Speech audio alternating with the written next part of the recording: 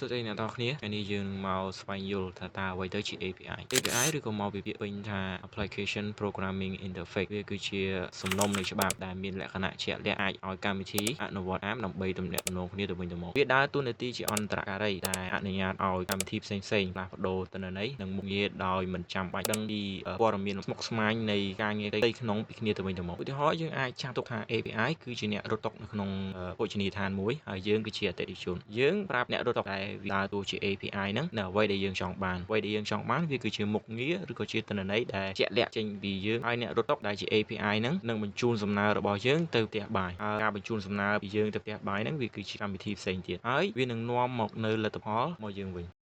គោលបំណងចម្បងនៃ API គឺដើម្បីបើកដំណើរការអន្តរប្រតិបត្តិការរវាងកម្មវិធីផ្សេងៗបើគ្មាន API developer ត្រូវបង្កើតអ្វីៗគ្រប់យ៉ាងដោយខ្លួនឯងដែលវាចំណាយពេលវេលាច្រើនចម្ងាយថ្លៃថវិកាហើយទទួលបានលទ្ធផលមានប្រសិទ្ធភាពទៀត API អនុញ្ញាតឲ្យ developer ប្រើមុខងារនិងទិន្នន័យដែលមានស្រាប់ពីកម្មវិធីផ្សេងៗនិងសន្សំចៃពេលវេលាក៏ដូចជាធនធានទៅទៀតហើយនេះគឺជាគោលបំណងសំខាន់នៃ API ទី1គឺ abstraction គឺ API លាក់ភាពស្មុគស្មាញនៃប្រព័ន្ធមូលដ្ឋានដោយផ្ដល់នៅចំណុចប្រទាក់គ្នាងាយស្រួលសម្រាប់ developer ប្រើប្រាស់ទី2គឺ usabilities ដែល API អនុញ្ញាតឲ្យ developer ប្រើប្រាស់កូដនិងមុខងារដែលមានស្រាប់ឡើងវិញដោយកាត់បន្ថយការចំណាយពេលវេលានិងកិច្ចខំប្រឹងប្រែងនៅក្នុងការស្រាវជ្រាវឬក៏ដូចជាអភិវឌ្ឍរបស់ពួកគាត់ទី3គឺ interoperability ដែល API បើកដំណើរការកម្មវិធីផ្សេងៗដើម្បីទំនាក់ទំនងនិងផ្លាស់ប្ដូរទិន្នន័យដោយមិនគិតពីបច្ចេកទេសមូលដ្ឋានរបស់វាទី4គឺ innovation គឺ API ជំរុញភាពច្នៃប្រឌិតដោយអនុញ្ញាតឲ្យ developer បង្កើតកម្មវិធីនិងសេវាកម្មថ្មីៗនៅលើវេទិកាដែលមានស្រាប់ប្រភេទនៃ API អាចចាត់ថ្នាក់ដោយផ្អែកទៅលើកត្តាផ្សេងៗរួមទាំងគោលការណ៍ចូលដំណើរការស្ថាបត្យកម្មនិងការប្រើប្រាស់របស់ពួកគេហើយនេះគឺជាប្រភេទទូទៅមួយចំនួននៃ API ទី1គឺ Open API ឬក៏ Public API ជា API សាធារណៈដែលអាចប្រើប្រាស់ដោយនរណាម្នាក់ក៏បានហើយរឿយៗគឺតម្រូវឲ្យចុះឈ្មោះហើយមានកម្រិតនៃការប្រើប្រាស់ឧទាហរណ៍ដូចជា Twitter API Google Map API និង Facebook API ជាដើមទី2គឺ Partner API ដែល API ទាំងនេះសម្រាប់ដៃគូអាជីវកម្មជាក់លាក់ដែលមានកិច្ចព្រមព្រៀងក៏ដូចជាកិច្ចសន្យាជាមួយអ្នកដល់ API ពួកគេតែងតែផ្ដល់នូវការចូលប្រើប្រាស់ទិន្នន័យឬក៏មុខងារ sensitive ច្រើនជាង Open API ទី3គឺ Private API ឬក៏ Internal API ដែល API ទាំងនេះត្រូវបានប្រើនៅក្នុងស្ថាប័នមួយដើម្បីភ្ជាប់ប្រព័ន្ធនិងកម្មវិធីខាងក្នុងផ្សេងៗគ្នាទី4គឺ RESTful API ឬក៏មកពីពាក្យថា Representation State Transfer វាគឺជា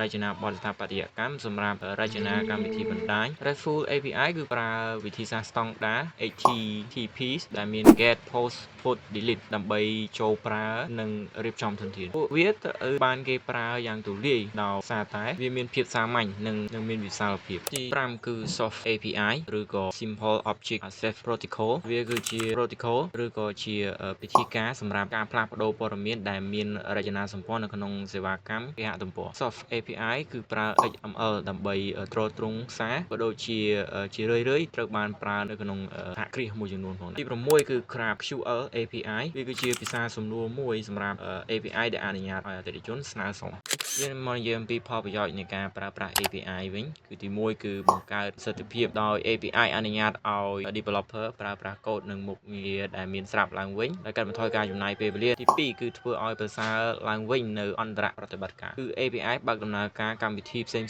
ដើម្បីទំនាក់ទំនងនិងផ្លាស់ប្ដូរទិន្នន័យដោយមិនគិតពីបច្ចេកវិទ្យាមូលដ្ឋានរបស់វាទី3គឺការច្នៃប្រឌិតលឿនជាងមុនគឺ API ជំរុញការបង្កើតថ្មីដោយអនុញ្ញាតឲ្យ developer បង្កើតកម្មវិធីនិងសេវាកម្មថ្មីៗនៅលើវេទិកាដែលមានស្រាប់ទី4គឺបទពិសោធន៍នៃអ្នកប្រើប្រាស់គឺ API អាចប្រើប្រាស់ដើម្បីរួមបញ្ចូលសេវាកម្មក៏ដូចជាប្រភពទិន្នន័យផ្សេងៗដែលផ្ដល់នៅបទពិសោធន៍អ្នកប្រើប្រាស់កាន់តែរលូនទី5គឺ New Revenue Stream ដែល API អាចឲ្យរកប្រាក់នៃ developer សម្រាប់ការប្រើប្រាស់ទិន្នន័យឬមុខងារផ្សេងៗទី6គឺការអភិវឌ្ឍសាមញ្ញគឺ API ដកចេញនៅភាពស្មុគស្មាញនៃប្រព័ន្ធមូលដ្ឋានដែលធ្វើឲ្យវាកាន់តែងាយស្រួលសម្រាប់ developer នៅក្នុងការបង្កើតកម្មវិធីឧទាហរណ៍មួយចំនួននៃការប្រើប្រាស់ API ទី1គឺ Social Media Integration គឺមានគេហទំព័រនិងកម្មវិធីជាច្រើនដែលប្រើប្រាស់ Social Media API ឧទាហរណ៍ដូចជា Facebook API Twitter API ដើម្បីអនុញ្ញាតឲ្យអ្នកប្រើប្រាស់ចូលដោយប្រើគណនីប្រព័ន្ធផ្សព្វផ្សាយបណ្ដាញសង្គមរបស់ពួកគេចែករំលែកខ្លឹមសារក៏ដូចជាចូលប្រើទិន្នន័យប្រព័ន្ធផ្សព្វផ្សាយទី2គឺ Payment Gateway គឺនិយាយអំពី